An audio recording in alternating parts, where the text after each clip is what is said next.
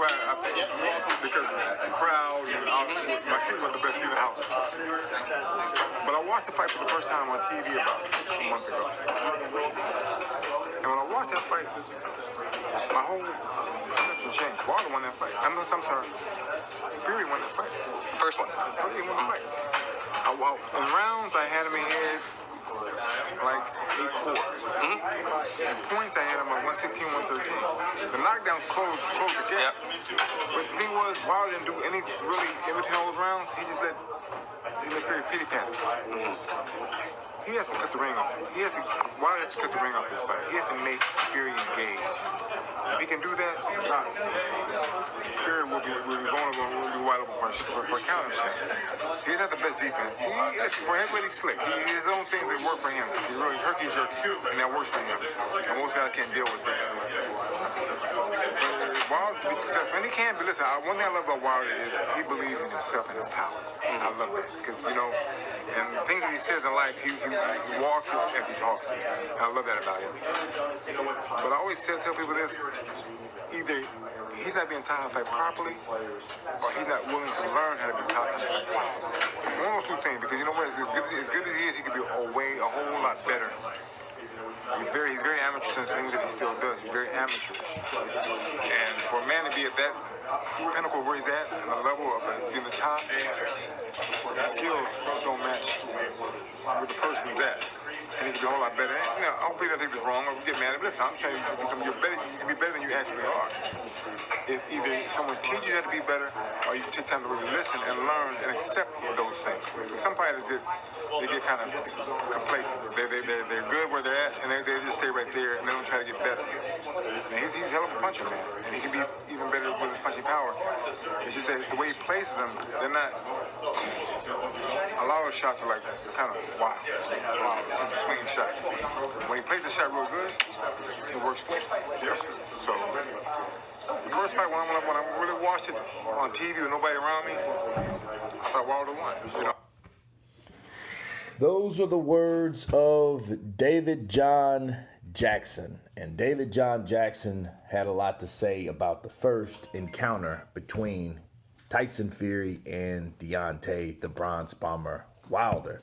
Now, he had some interesting things. As you can tell, he's not a biased coach.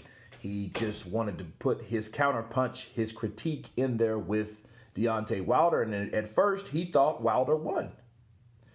And then he looked at it again by himself, no distractions. It wasn't the best seat in the house. And he took a look at that fight, and he said that Fury beat Wilder due to just outboxing Wilder. Now, Wilder with the knockdowns, of course, if you heard him, David John Jackson, he said the knockdowns closed the gap to the fight. But Deontay didn't do anything else. He didn't flurry. He didn't really put the stank on it, okay? He didn't put the exclamation mark on the win. And that's something that I want to discuss briefly with you guys. I agree with David John Jackson, and it makes sense because what happens is, or when Deontay Wilder dropped Tyson Fury, okay? When he dropped Tyson Fury in both rounds, rounds 9 and rounds 12, he didn't win the remaining of the round. It was almost like, hey, I dropped you. I knocked you down. But then I didn't do anything else. There was any change of, okay, this fight is actually changing. It would be different if Tyson Fury was outboxing him from rounds 1 to 8, and then rounds 9, boom, he hurts Fury, and then now he has Fury backpedaling. He has him on his bicycle. He's building up points. He's piling up points because he's landing where he's supposed to be landing now since he got Fury hurt because he dropped him. That did not happen any of those rounds. In fact, Tyson Fury came on in those rounds and won the remaining of that round where Deontay Wilder knocked him down. Okay, and back to David John Jackson, what he said was he's either not trained to have better punch placement, or he doesn't want to. Is either he's not learning or he's not trained, or either way, he needs to get better. He's very amateurish in his attack, and a lot of things which coincide with that, which I agree with, because Deontay Wilder himself was the first one that came out and said, "Hey, I'll be bullshitting in the gym, in the camp. I do pretty much what I want to do." And like I told you guys, I believe that's always been Deontay's thing, and I always question the trainers. I always question JD's and Mark Breland, because I always wonder, I'm like, well, why does he do the same things? Okay, and punch placement is very, very important. And it's not only getting shots off and getting the good shots off, it's landing them properly. You guys know more than anyone else that if you punch someone wrong, if you don't know now, I'm explaining it to you. If you punch a person wrong and your punch placement is not where it needs to be, you can damage yourself. Look at the injuries that Deontay Wilder sustained in his fights during his career. A lot of those punches has been because of him punching wild, him not punching properly. But punch placement also means timing, okay? So they need to work on his timing. That's if they can. He hasn't went anywhere else. He's been with the same people that he's been with. So I doubt that will happen.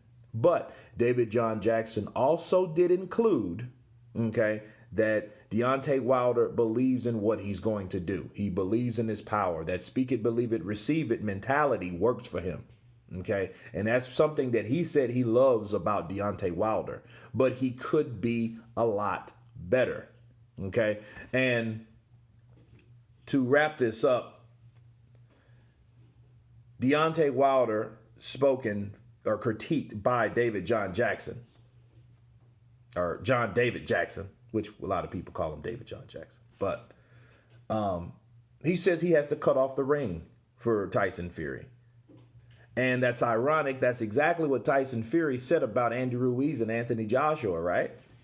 So he's going to have to practice what he preached, talking about another fighter. And it's different when you got to go in there and do it yourself. But yes, he's going to have to corner him. The question is Deontay Wilder that kind of fighter? That's the problem. It's easier said than done coming from another coach. But JD's, Mark Breland, they know the cap, okay? They know what the abilities of Deontay Wilder, what he can do or what he can't do. And the question is, can he cut off the ring with a bigger, faster, more elusive guy like Tyson Fury? Okay? That's the question. So he knows what he has to do, but is that even in his repertoire of things he can do? Okay? So John David Jackson, spoke on this. You guys tell me what you think about his comments. Of course, please subscribe. And you guys been Counterpunch. Peace.